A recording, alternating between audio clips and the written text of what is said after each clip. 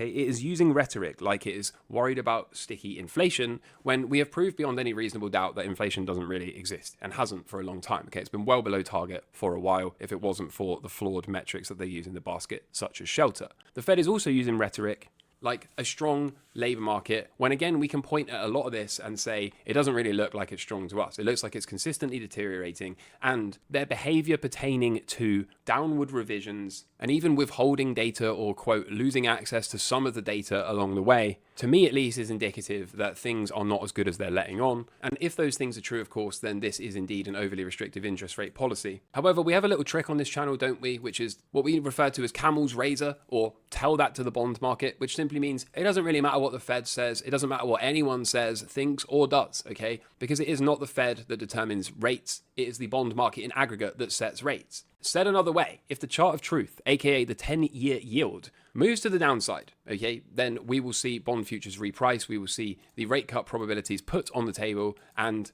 we will see them ultimately cut interest rates at the upcoming FOMC. If the 10-year yield, the bond market in aggregate, continues to leave rates either sideways or higher, then we know that we will not be seeing rate cuts.